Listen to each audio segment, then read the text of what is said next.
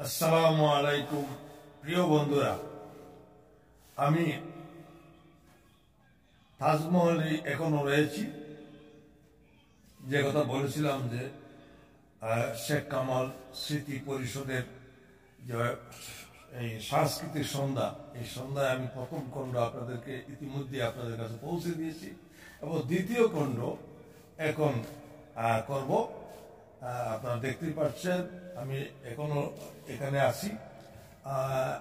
আপনাদেরকে আমি আগেই বলেছিলাম যে এই সাংস্কৃতিক সন্ধ্যায় আওয়ামী লীগের সভানেত্রী জননেত্রী শেখ হাসিনা তিনি এটাতে ভার্চুয়ালি এখানে অংশগ্রহণ করবেন এবং বক্তব্য রাখবেন সকলের উদ্দেশ্যে। আর সেই বক্তব্যটা আমি আশা করছি যে পুরোটাই আপনাদের জন্য আমি রেকর্ড করব এবং রেকর্ড করে আমি আপনাদেরকে দ্বিতীয় খণ্ড পৌঁছে দেবো আপনাদের কাছে। পুরো ওনার বক্তব্য যত মিনিটের হবে পুরোটি আমি আপনাদের জন্য রেকর্ড করে রাখবো। তাহলে এখনই হয়তো জননেত্রী শেখ হাসিনা বক্তব্য রাখবেন, সকলে প্রস্তুতি নিচ্ছেন, দেখতেই পাচ্ছেন।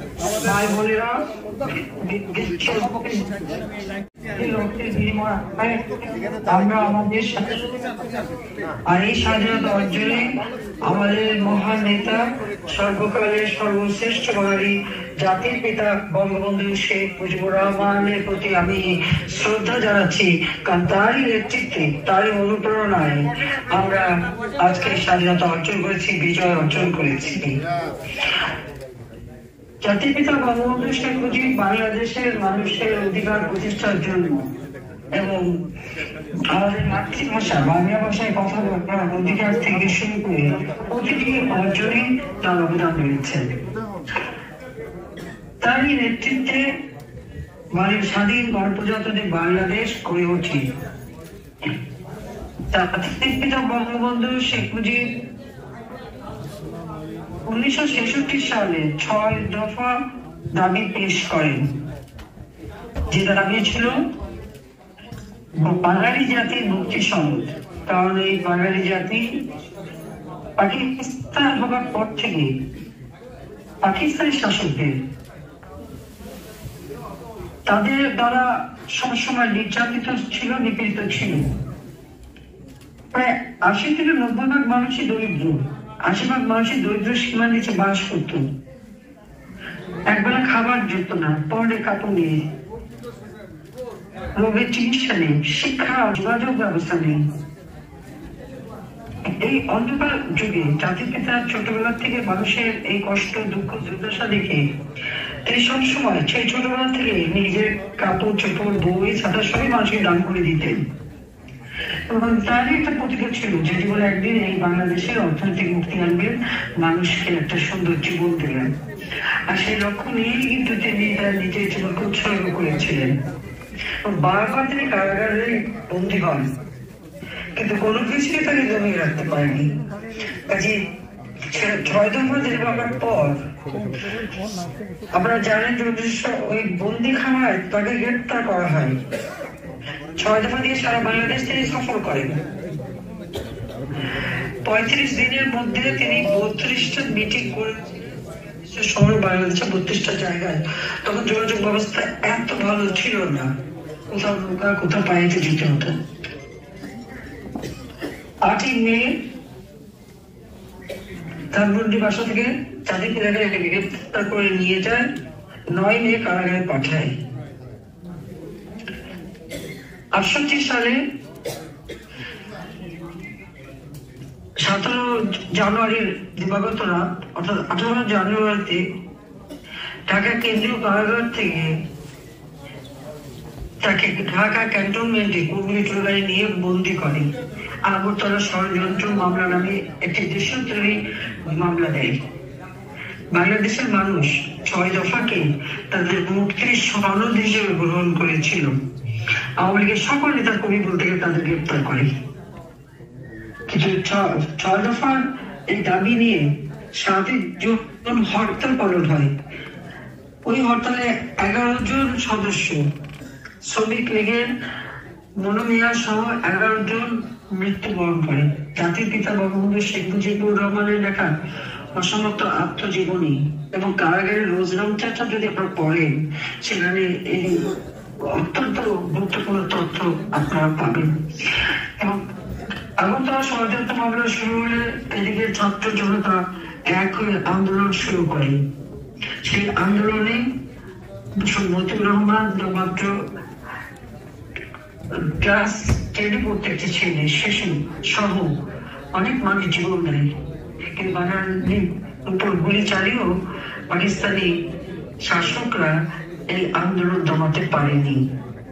এক পর্যায়ে আইয়ুব খান বাধ্য হয় 21শে ফেব্রুয়ারি 1969 সালে আগরতলা ষড়যন্ত্র মামলা প্রত্যাহার করে নিতে এবং 22শে ফেব্রুয়ারি 1969 সালে জাতির পিতা বঙ্গবন্ধু শেখ মুজিবুর রহমানকে মুক্তি দিতে বাধ্য হয়। এর মধ্যে অনেক ইতিহাস আছে, কারণ এই আন্দোলনের সময় বঙ্গবন্ধুকে প্যারোলে নিয়ে যেতে চায় আইয়ুব খান তাদের সাথে বৈঠক করতে, কিন্তু আমার মায়ের কথা ছিল যে প্যারোলে যাবে না, মামলা প্রত্যাহার করতে হবে। ওদের অনেক নেতারাই প্যারোলে যাওয়ার পক্ষে ছিলেন, কিন্তু আমার মা না, তিনি খুব শক্তভাবে এই জিনিসটা ধরেন। এক পর্যায়ে আইয়ুব খান বাধ্য হয়, জাতির পিতা ফিরে আসেন। 1970 সালে নির্বাচন হয়। সেই নির্বাচনে সমগ্র পাকিস্তানে আওয়ামী লীগ সংখ্যাগরিষ্ঠ আসন লাভ করে। আর প্রাদেশিক পরিষদেও মাত্র 2টি সিট ছাড়া সব সিটগুলি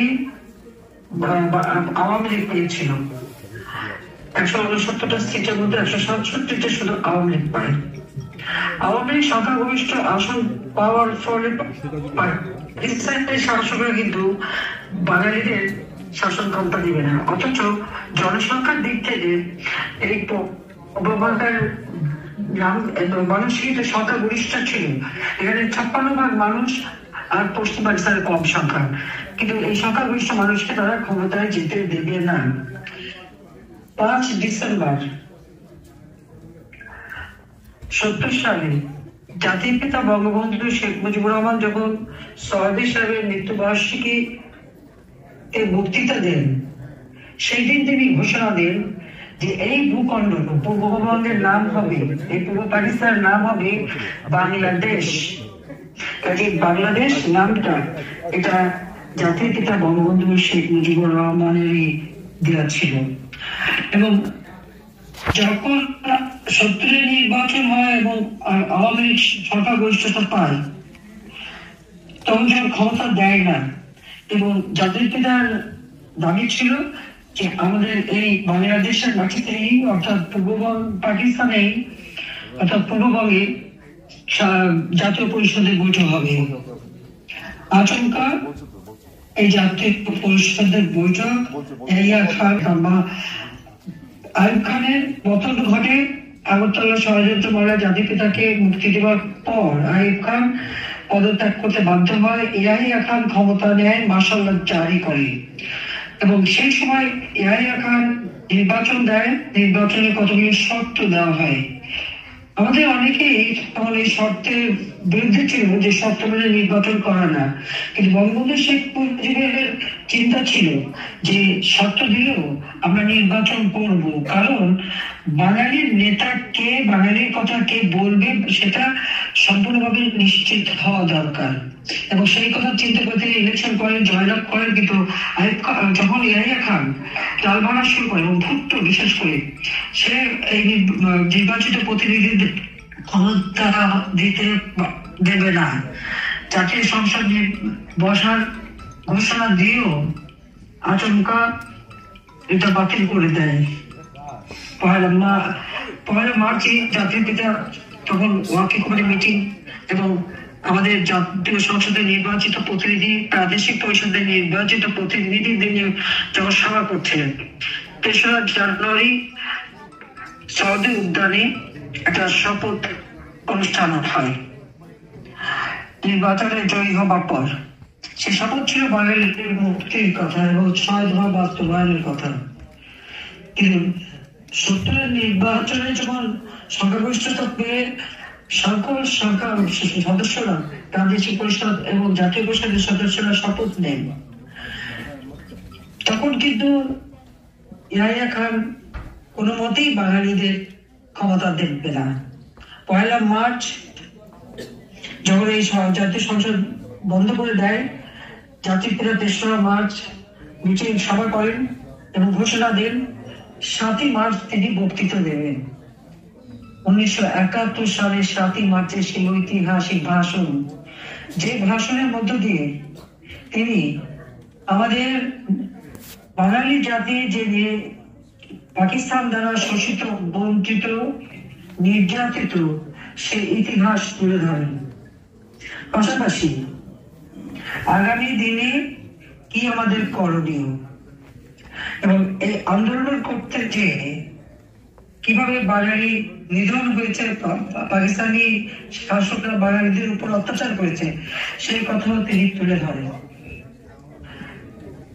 জাতির পিতা বঙ্গবন্ধু সেই ঐতিহাসিক ভাষণে তিনি ঘরে ঘরে দুর্গ গড়ে তোলার নির্দেশ দেন, যা কিছু আছে তাই নিয়ে প্রস্তুত হবার নির্দেশ দেন এবং সমগ্র বাংলাদেশে জেলা এবং থানায়, তখন উপজেলা বলে কিছু ছিল না, জেলা, মহকুমা এবং থানা ছিল, প্রত্যেক জেলা ও মহকুমা এবং থানায় আওয়ামী লীগের নেতৃত্বে সংগ্রাম পরিষদ গড়ে তোলার নির্দেশ দিয়েছিলেন এবং বাঙালি জাতি তখন জাতির পিতা যে কথা বলতেন সেই কথাই মেনে নিত।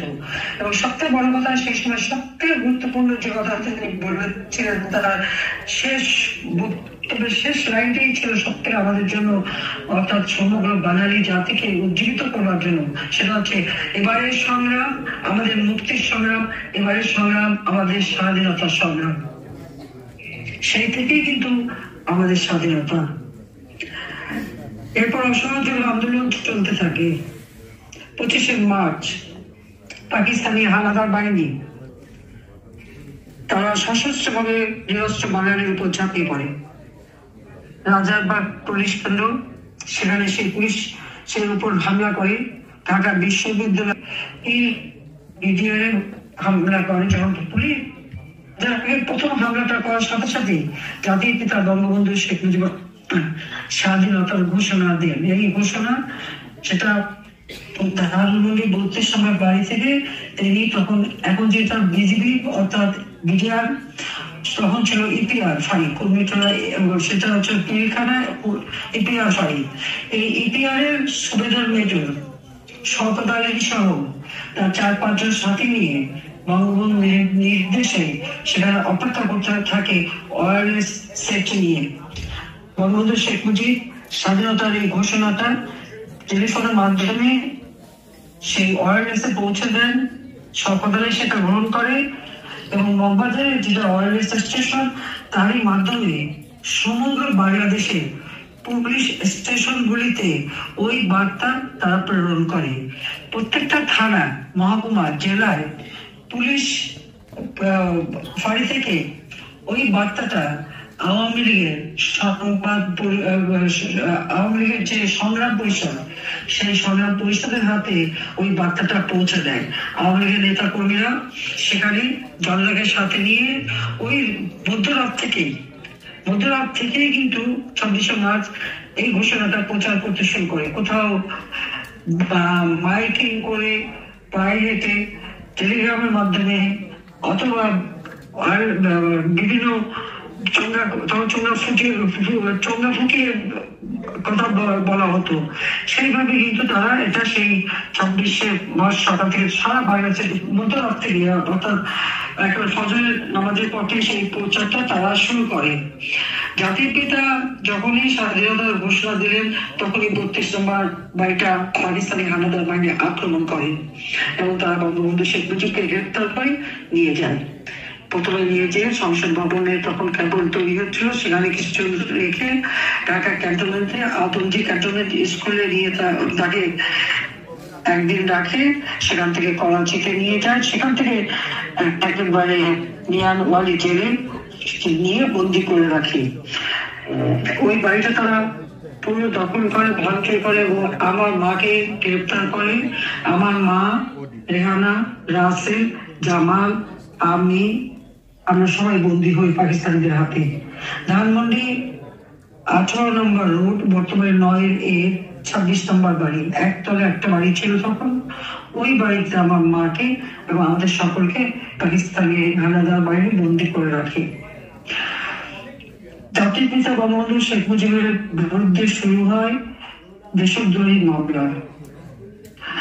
আইয়ুব খানের একটা আত্মজীবনী অক্সফোর্ডে বের করা হয়েছে। সেই আত্মজীবনী এক জায়গায় লেখা আছে, বঙ্গবন্ধু শেখ মুজিবকে তার বিরুদ্ধে দেশদ্রোহী মামলা দেওয়া হয়,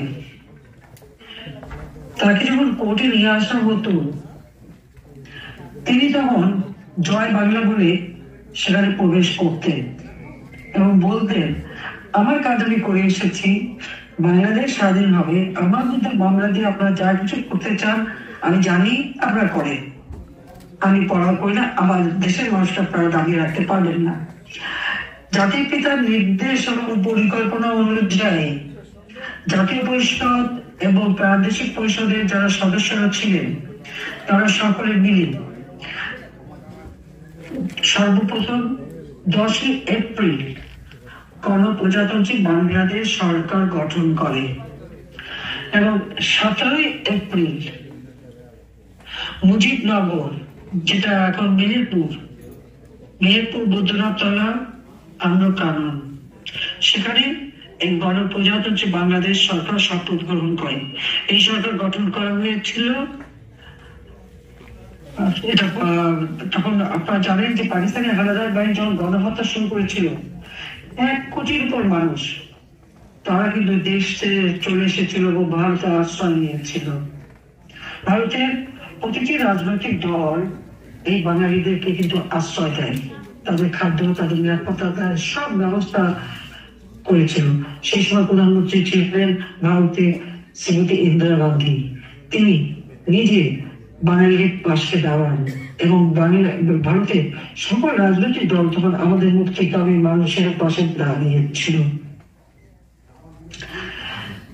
আমাদের প্রবাসে যে সরকার গঠন হয় নির্বাচিত প্রতিনিধিদের দ্বারা, জাতির পিতা বঙ্গবন্ধু শেখ মুজিবুর রহমানকে রাষ্ট্রপতি, সৈয়দ নজরুল ইসলাম উপরাষ্ট্রপতি, তাজউদ্দিন আহমেদ প্রধানমন্ত্রী এবং নসরুল আলী কামরুজ্জামান সহ এবং এমনকি খলিল মোস্তাকও ছিল, সবাই মন্ত্রিত্ব করেন এবং এই মন্ত্রিসভা শপথ গ্রহণ করেন এবং সেই শপথ গ্রহণে গার্ড অফ অনার দেয় তখনকার পুলিশ অফিসার এবং আনসারের যারা কর্মকর্তা তারা মিলে সেখানে গার্ড অফ অনার দেওয়া হয় এবং সেখানে বসে এই স্বাধীন প্রজাতন্ত্রী বাংলাদেশ সরকার রাষ্ট্র পরিচালনা শুরু করে। কলকাতায় সেটা হেডকোয়ার্টার হয়। পাশাপাশি ইংল্যান্ডে, আমেরিকা, ইউরোপ বিভিন্ন দেশে তাদের বাঙালিরা যে যেখানে ছিল তারা মুক্তিকামী মানুষের পাশে দাঁড়ায়। সেই সাথে আমাদের বিভিন্ন বিদেশে বন্ধুরা তারা আমাদের পাশে দাঁড়ায়। যদিও আমেরিকান সরকার পাকিস্তানের পক্ষে ছিল, এমনকি তারা 7th ফ্লিট পাঠাতেও চেষ্টা করেছিল, কিন্তু আমেরিকার জনগণ, সাধারণ জনগণ তারা কিন্তু বাঙালির মুক্তিকামী বাঙালির পাশে দাঁড়িয়েছিল। জর্জ হ্যারিস সেই বক্তৃতা এবং গান, এই গান ঐতিহাসিক গান ছিল এবং আমাদের স্বাধীন বাংলা বেতার কেন্দ্র পরিচালনা করা হতো। সেখানে চরমপত্র ঘোষণা হতো এবং প্রতিদিন মুক্তিকামী মানুষের গান গেয়ে মানুষকে উজ্জীবিত করা হতো এবং এই জয় বাংলা এই রেডিও স্টেশন চালু করার সাথে সাথে জয় বাংলা স্লোগান, জয় বঙ্গবন্ধু স্লোগান দিয়েই কিন্তু এটা চালু হতো এবং এবারের সংগ্রাম, মুক্তির সংগ্রাম, এবারের সংগ্রাম, স্বাধীনতার সংগ্রাম, প্রতিদিন জাতির পিতা বঙ্গবন্ধু শেখ মুজিবের এই কণ্ঠ বাজানো হতো। দীর্ঘ 9 মাসের যুদ্ধে পাকিস্তানি হানাদার বাহিনী গ্রামের পর গ্রাম জ্বালিয়ে পুড়িয়ে ছারখার করে দেয়। আওয়ামী লীগের কোনো নেতা কর্মী বাড়ি ঘর ছিল না, এমনকি আমার দাদার বাড়ি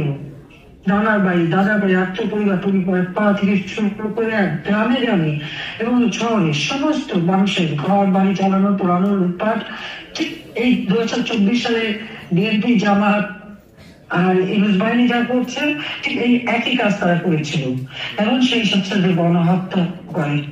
এমনকি কে মুসলমান কে হিন্দু খুলে পাকিস্তানের হানাদার বাহিনী তাও পরীক্ষা করতো। ঠিক আজকের যে চিত্র আপনারা বাংলাদেশে দেখেন, মনে হয় যেন সেই ৭১-এর সেই চিত্রই আমরা দেখতে পাচ্ছি।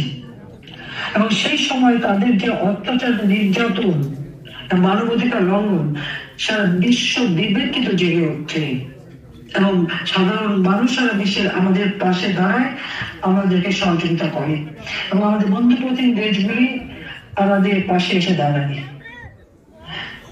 গণপ্রজাতন্ত্রী বাংলাদেশ সরকার পরিচালনা সুষ্ঠুভাবে করে ১৬ই ডিসেম্বর সেই বাহিনী আমাদের সাথে, ভারতীয় সেনাবাহিনী তারা আমাদের পাশে দাঁড়ায়। এই মধ্যে আবার ৩রা ডিসেম্বর থেকে আপনারা জানেন যে পাকিস্তান আর ভারতের মধ্যে যুদ্ধ শুরু হয়।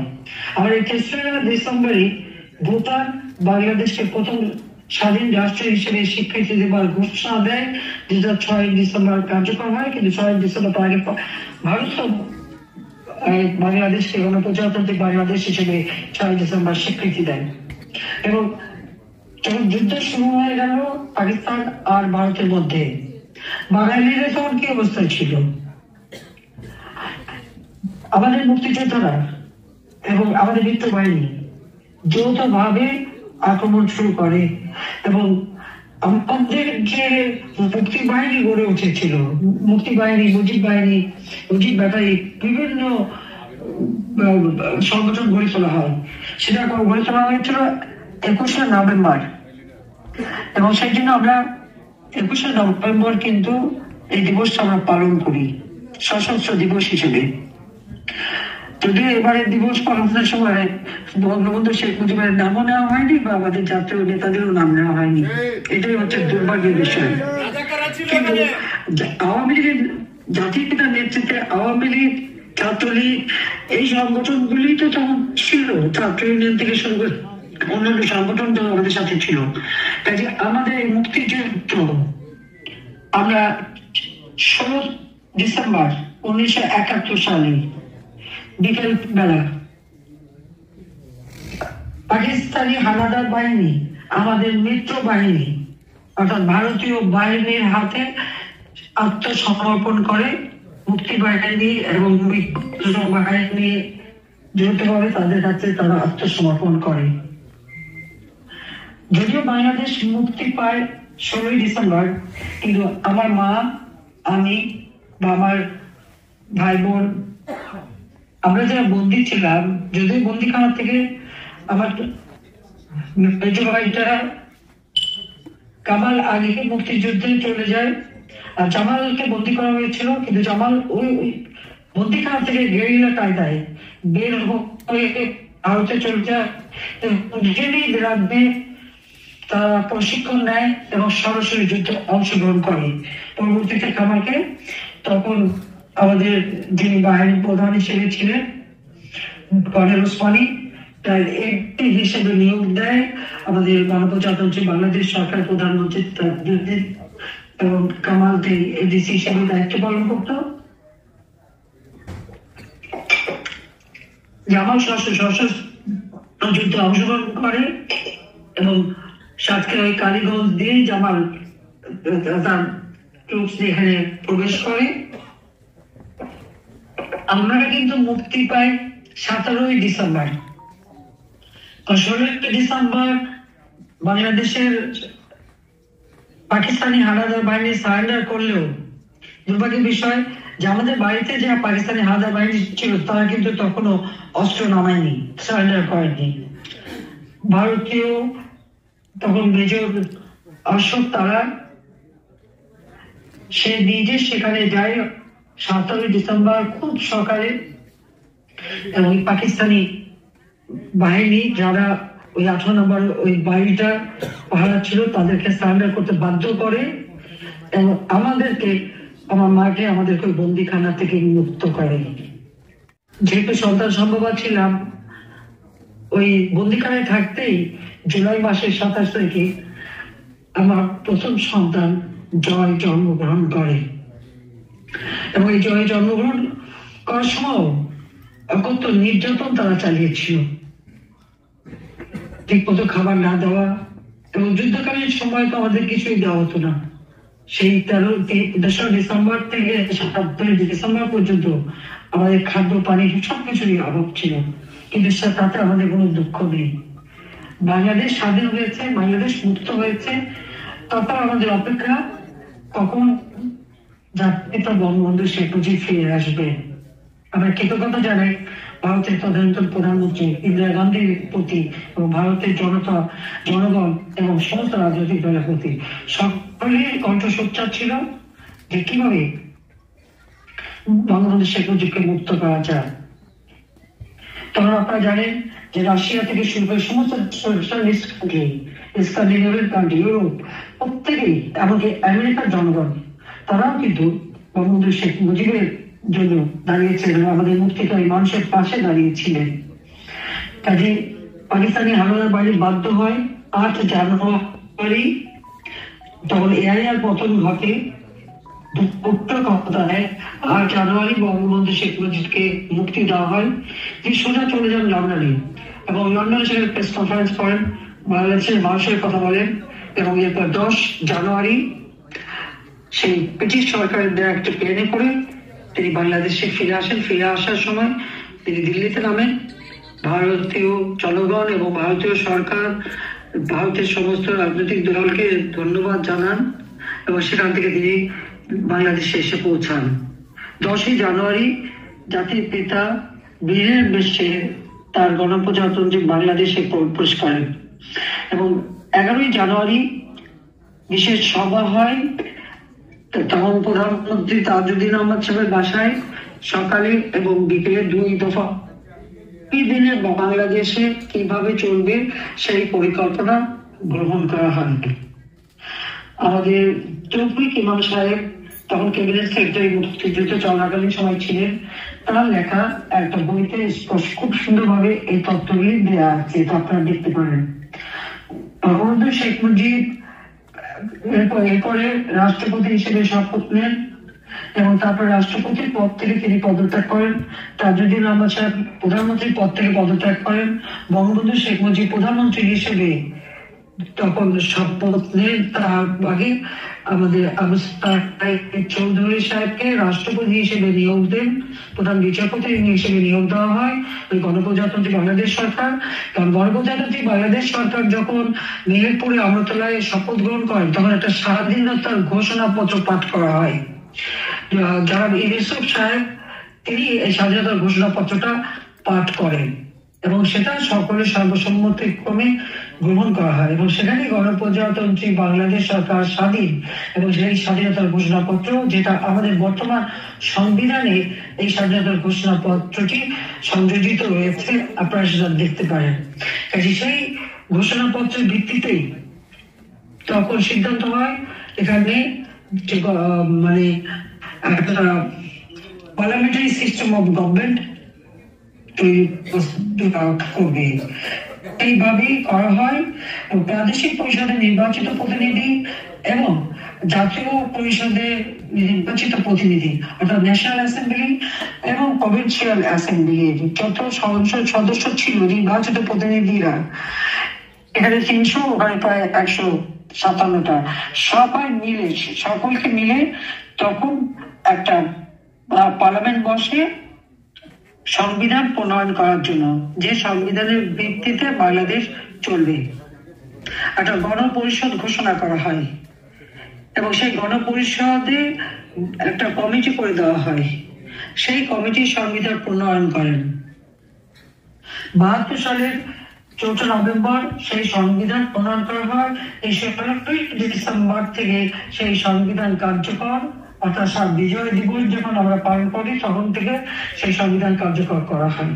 আর সেই সংবিধানের ভিত্তিতে বাংলাদেশ পরিচালিত হতে থাকে।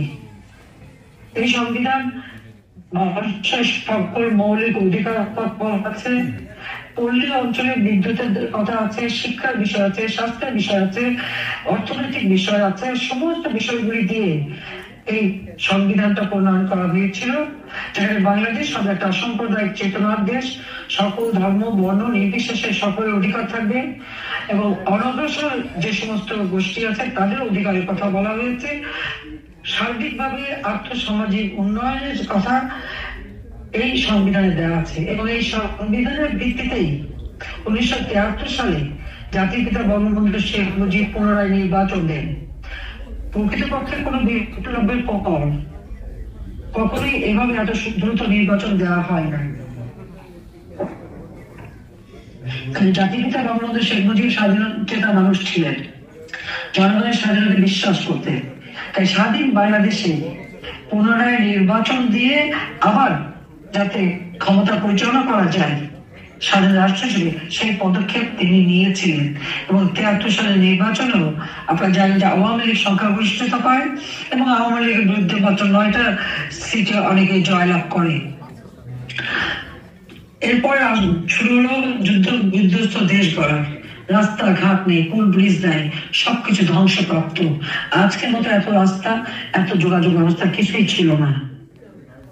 ঘরে ঘরে হাহাকার, মানুষের খাবার নাই, খেতে ফসল হয় নাই 9 মাস। আমাদের বন্ধু প্রতিম দেশ তারা আমাদের সাহায্য করে, এই ভারত, রাশিয়া এবং বিভিন্ন দেশ থেকে আমাদের জন্য খাদ্য সাহায্য আসে। আমাদের এমনকি যোগাযোগ ব্যবস্থার জন্য জাহাজ, সেনাবাহিনী, নৌবাহিনী, বিমান বাহিনী জাতির পিতা বঙ্গবন্ধু শেখ মুজিব করে তোলেন। যুগোস্লাভিয়া থেকে শুরু করে বিভিন্ন দেশ সাহায্য প্রত্যেকে এগিয়ে আসে। আমাদের সশস্ত্র বাহিনী তিনি গড়ে তোলেন। মিলিটারি একাডেমির ভিত্তিপ্রস্তর স্থাপন করেন। চট্টগ্রাম জায়গাটা তিনি দেখে রাখেন, কিন্তু কুমিল্লা ক্যান্টনমেন্টে প্রথম এই ভিত্তিপ্রস্তরটা তিনি স্থাপন করেন। পাসিং আউট প্যারেডে যে ঐতিহাসিক ভাষণ দিয়েছেন, এই ভাষণটাও কিন্তু সকলের শোনা দরকার। জাতির পিতা বঙ্গবন্ধু শেখ মুজিব শুধু একটি রাষ্ট্র স্বাধীন করে দেন না, একটি রাষ্ট্র পরিচালনার সকল দিক নির্দেশনা দেন এবং সুষ্ঠুভাবে পরিচালনা করেন। এটা যুদ্ধ বিধ্বস্ত দেশ, তখন ঘরে ঘরে রিলিফ পৌঁছানোর দরকার ছিল। আমাদের আওয়ামী লীগের নেতা কর্মীরা যদিও তাদের সবকিছু হারিয়েছে, তারপরে পায়ে হেঁটে, মাথায় করে, নৌকায় করে প্রত্যেকের বাড়ি বাড়ি রিলিফ পৌঁছে দেন।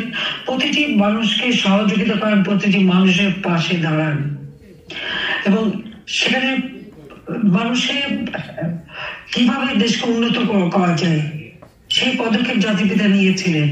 যুদ্ধকালীন সময়ে কিন্তু কোনো ক্ষেতে ফসল হয় নাই, যেদিকে ছিল হাহাকার, যা ছিল সবই তো পাকিস্তানিরা নিয়ে যায়। সমস্ত ইন্ডাস্ট্রি গুলি বেশিরভাগ মালিক ছিল পাকিস্তানিরা। যারা পাকিস্তানে চলে যাওয়া তারা পাকিস্তানে চলে গেছিল, সমস্ত ইন্ডাস্ট্রি অ্যাবেন্ডন পড়ে থাকে। স্কুল কলেজ গুলি ছিল আর্মি ক্যাম্প। ঠিক সারেন্ডার করার আগে 10ই ডিসেম্বর থেকে বুদ্ধিজীবী হত্যা শুরু হয়, যেন বাংলাদেশ মেধাশূন্য হয়ে যায়, রাষ্ট্র পরিচালনা করবার মতো যেন দক্ষ জনশক্তি না থাকে। সেই উদ্দেশ্য নিয়ে পাকিস্তানি হানাদার বাহিনীর হাতে গড়ে তোলা রাজাকার বাহিনী, আলবদর বাহিনী, আলশামস বাহিনী, এই আলবদর বাহিনীর সদস্য ছিল এই মতুর নিজামী, মৌলানা মান্নার, আব্দুল আলিম, শুরু করে পাকিস্তানি হানাদার বাহিনীকে পথ দেখিয়ে দেখিয়ে নিয়ে যেত এবং তার চালানো আমাদের মেয়েদের উপর পাশবিক অত্যাচার। বাচ্চা বাচ্চা মেয়েদের পর্যন্ত সেনা চাউনিতে নিয়ে দিনের পর দিন তাদের উপর পাশবিক অত্যাচার করে এবং তার অনেক মেয়ে সুইসাইড করেছিল শাড়ি পেঁচিয়ে। সে কারণে তাদের শাড়িটাও পরতে দেওয়া হতো না, অর্ধ উলঙ্গ অবস্থা তাদের ফেলে রাখা হতো। যখন আমাদের মিত্র বাহিনী ঢোকে, একজন শিখ সেনা যখন এদেরকে তারা যখন উদ্ধার করতে যায় এই মেয়েদেরকে, ওদের অবস্থা দেখে নিজের মাথার পাগড়ি খুলে ওই মেয়েকে আব্রু ঢাকার জন্য সাহায্য করে। সেখানে প্রায় 17,000 ইন্ডিয়ান সেনাবাহিনীর সদস্য আত্মাহুতি দিয়েছিল মুক্তি বাহিনীর সাথে কাঁধে কাঁধ মিলিয়ে যুদ্ধ করতে চেয়ে। আওয়ামী লীগ বাংলাদেশকে শুধু স্বাধীনতাই দেয়নি, অর্থনৈতিক মুক্তির পথেও এগিয়ে নিয়ে যায়। জাতির পিতার নেতৃত্বে বাংলাদেশ সেই যুদ্ধ বিধ্বস্ত দেশ থেকে গড়ে তোলা, এই যে নির্যাতিত নারীদেরকে সব ধরনের সহযোগিতা এবং সামাজিক ভাবে তাদেরকে প্রতিষ্ঠিত করার পদক্ষেপ নিয়েছিলেন জাতির পিতা এবং তাদেরকে বীরাঙ্গনা উপহার দিয়ে নাম ছিলেন। শুধু তাই না, সরকার চাকরিতে নারীদের জন্য যে 10% কোটা, সেটার ব্যবস্থাও জাতিপিতা বঙ্গবন্ধু শেখ মুজিব করে ছিলেন। এবং এই মেয়েদেরকে অনেককে তাদেরকে স্বাভাবিক জীবনে ফিরিয়ে আনার জন্য তাদের বিয়ে দেওয়ার ব্যবস্থা করা হয়। আমার মা নিজেও উপস্থিত থাকেন, এই নির্যাতিত মেয়েদেরকে দেখতে যান, তাদের পাশে দাঁড়ান, এবং একটা সেই সময় গণবিবাহের ব্যবস্থা নেওয়া হয়। সেইভাবে তাদেরকে বিবাহ দিয়ে তাদেরকে সামাজিকভাবে প্রতিষ্ঠিত করে দেন, যেন কেউ তাদের অবহেলা করতে না পারে। তখন তার মানসিকতা অন্যরকম ছিল। এবং যত সুইজারল্যান্ড, জার্মানি, ইংল্যান্ড, বিভিন্ন জায়গা থেকে ডাক্তার, নার্স নিয়ে এসে এই মেয়েদের চিকিৎসা করেন, কারণ অধিকাংশ মেয়েরা তখন প্রেগনেন্ট ছিল। অনেক বাচ্চাও জন্ম হয়, আর বেশিরভাগই তাদেরকে অ্যাবর্ট করানো হয়, অবসর করে দেওয়া হয়। যে বাচ্চাগুলি জন্ম হয়, পৃথিবীর বিভিন্ন দেশ তাদেরকে কিন্তু নিয়ে যায় দত্তক হিসেবে। জার্মানি থেকে শুরু করে ইউরোপের দেশগুলি অনেকে এই বাচ্চাদের নিয়ে যায়, কানাডা, বিভিন্ন দেশ। আমি সর্বত নাম বলে অনেক সময় লাগে। অর্থাৎ প্রত্যেকটা মানুষকে পুনর্বাসিত করার যত রকমের ব্যবস্থা সবই জাতিপিতা নিয়েছে। মাত্র 3 বছর 7 মাস 3 দিন তিনি হাতে সময় পেয়েছিলেন। এই অল্প সময়ের মধ্যে একটা যুদ্ধ বিধ্বস্ত দেশ গড়া, একটা সংবিধান দেওয়া, সুষ্ঠু রাষ্ট্র পরিচালনা করা এবং বাংলাদেশকে এগিয়ে নিয়ে যাওয়া, এরই মধ্যে চক্রান্ত ছিল, ষড়যন্ত্র ছিল। এবং আপনারা জানেন যে যারা আমাদের স্বাধীনতা চায়নি, যেমন কিসিঞ্জার বলেছিল এই বাংলাদেশ স্বাধীন হয়ে কি হবে, বাংলাদেশটা একটা বটমলেস বাস্কেট হবে। এবং তাদের চক্রান্তই ছিল কিভাবে জাতিপিতাকে ক্ষমতা থেকে সরাবে। পাকিস্তান আমাদের পারেনি। 1974 সালে নগদ টাকা দিয়ে, অর্থ দিয়ে খাদ্য কেনা হয়েছিল। সেই খাদ্য জাহাজ শ্রীলঙ্কা পর্যন্ত আসে। সেই জাহাজ বাংলাদেশে না এনে ফেরত নিয়ে অন্য দেশে পাঠিয়ে দেয়, দুর্ভিক্ষ সৃষ্টি করা হয়। জাতির পিতা বঙ্গবন্ধু শেখ মুজিব এবং আওয়ামী লীগের নেতৃবৃন্দকে নিয়ে সেই দুর্ভিক্ষ মোকাবেলার ব্যবস্থা নেন। সেখানে লঙ্গরখানা খোলা হয়, চাল ডাল খিচুড়ি বানানো বা রুটি বানিয়ে মানুষকে দেওয়া হয়। তারপরে অনেক মানুষ মারা যায়। তিনি তো এটা রেখে রাখেননি। জাতীয় সংসদে নিজেই বলেন যে আমার 26,000 মানুষ মারা গেছে, আমি বাঁচাতে পারিনি। এবং এই ঘটনার পরেই কিন্তু জাতিপিতা দ্বিতীয় বিপ্লবের কর্মসূচির ঘোষণা দেন। সেখানে লক্ষ্য ছিল যে বাংলাদেশে উৎপাদন বাড়াতে হবে, জাতীয় ঐক্য গড়ে তুলতে হবে, এবং নির্বাচনে অর্থ বা অস্ত্র বা লাঠির ব্যবহার যেন না হয়। একবারে তৃণমূলের মানুষ যেন নির্বাচনে অংশগ্রহণ করে তার প্রতিনিধি নির্বাচিত করতে পারেন, সেই পদক্ষেপ তিনি নিয়ে এবং অত্যন্ত সফলভাবে তা করতে পেরেছিলেন। সামান্য সময়, মাত্র 3 বছর 7 মাসের মধ্যে বাংলাদেশ খাদ্যের স্বয়ংসম্পূর্ণতা অর্জন করে, জিডিপি 9% অর্জন করে, বাংলাদেশ সর্বোন্নত দেশ হিসেবে জাতিসংঘ কর্তৃক স্বীকৃতি পায়। এই স্বীকৃতি পাওয়ার পরেই কিন্তু চক্রান্ত আরো শুরু হলো। এরপর 15ই আগস্ট জাতির পিতা বঙ্গবন্ধু শেখ মুজিবুর রহমানকে নির্মমভাবে হত্যা করলো। সেই একই সাথে আমার মা, আমার 3 ভাই, ভাতৃবধূ, আমার চাচা, আমার ফুফাতো ভাই, আমার ফুপা, অন্যান্য আত্মীয় স্বজন, আমার মিলিটারি সেক্রেটারি সহ সবাইকে নির্মমভাবে হত্যা করা হয়। কেন্দ্রীয় কারাগারে জাতীয় 4 নেতাকে হত্যা করা হয়।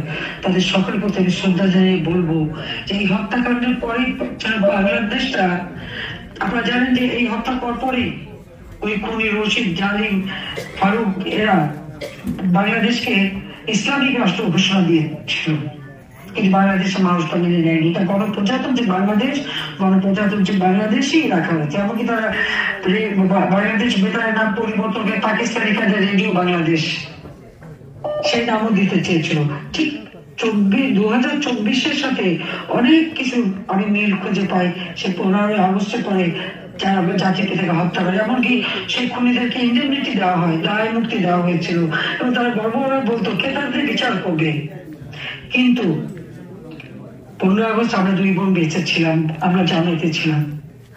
দেশে ফিরে এসে বাংলাদেশের হাল ধরে যে বাংলাদেশকে জাতিপিতা স্বল্পোন্নত দেশ হিসেবে উন্নীত করে রেখেছিলেন, আর বাংলাদেশে তখন হত্যা, কুসংস্কার রাজনীতি, মুক্তিযোদ্ধাদের হত্যা করা, আওয়ামী লীগের নেতা কর্মীদের টর্চার, নির্যাতন বারবার ভোগ করতে হয়েছে।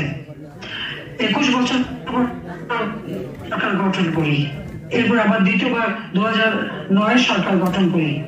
এই বাংলাদেশকে 2009 থেকে 2021 যখন আমরা 2020 জাতির জন্মশতক বার্ষিকী উদযাপন করি, যখন আমরা 2021 সালে স্বাধীনতা সুবর্ণ জয়ন্তী উদযাপন করি, সেই সময় কিন্তু বাংলাদেশ উন্নয়নশীল দেশের মর্যাদা পায়। এটাই ছিল আমাদের সবচেয়ে বড় অর্জন, যে মাত্র 15 বছরের মধ্যে বাংলাদেশ আজকে বদলে যাওয়া বাংলাদেশ। যাদের বয়স 15 বছর, 20 বছর বা 25 বছর, তারা যদি একবার চিন্তা করে যে 2008 পর্যন্ত বাংলাদেশ কি অবস্থা ছিল, 2001 থেকে 8 বাংলাদেশের জন্য একটা কালো অধ্যায় ছিল। জঙ্গিবাদ, সন্ত্রাস, সেই বাংলা ভাই 500 জায়গায় একসাথে বোমা হামলা,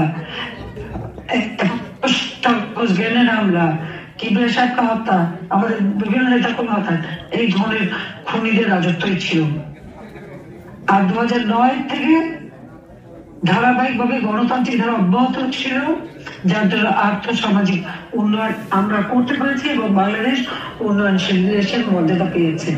এই উন্নয়নশীল দেশ হিসেবে আমাদের যাত্রা শুরু হওয়ার কথা 2026 সালে।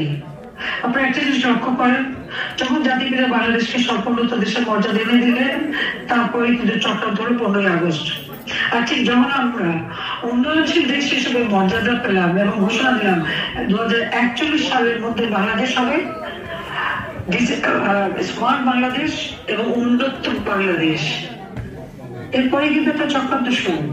এবং এই 2024 সালে জুলাই মাসের 15 তারিখ থেকে যে 7 তারিখ থেকে কোটা আন্দোলন এবং 15 তারিখ থেকে যে হত্যাযজ্ঞ শুরু হলো, এবং সেখানে কিন্তু টার্গেট ওই 32 নম্বর আগুন দেয় নাই, লুটপাট করেছিল, 75 সাল লুটপাট করেছিল, 71 সাল লুটপাট করেছিল। একদিকে আওয়ামী লীগের নেতা কর্মীদের হত্যা, পুলিশ হত্যা, সংখ্যালঘুদের উপর আক্রমণ, তাদের হত্যা করা, এবং মাজার, দরগা শরীফ, হিন্দুদের মন্দির, খ্রিস্টানদের গির্জা, বুদ্ধদের মঠ, কিছুই তো রেহাই পায়নি। সব আক্রমণ করেছে, সবার উপরে অত্যাচার নির্যাতন করে যাচ্ছে এই অবৈধভাবে ক্ষমতা দখলকারী ইউনূস, যে মেটিকুলাসলি ডিজাইন করে পরিকল্পনা করে সে ক্ষমতাটা দখল করলো, যখন বাংলাদেশ দেশের মর্যাদা পেল। এবং এই 24-এ জাতিসংঘ যে বিশেষ কমিটি আছে, সেই কমিটি এই 2024 সালেও কিন্তু এটা যাচাই করলো যে এত কিছুর পরেও বাংলাদেশ এই উন্নয়নশীল দেশ হিসেবে মর্যাদা পাওয়ার যোগ্যতা রাখে কিনা। আমরা কোভিড-19 দক্ষতার সাথে যেটাকে মানুষকে রক্ষা করেছি, খুব দক্ষতার সাথে আমরা এটা মোকাবেলা করি।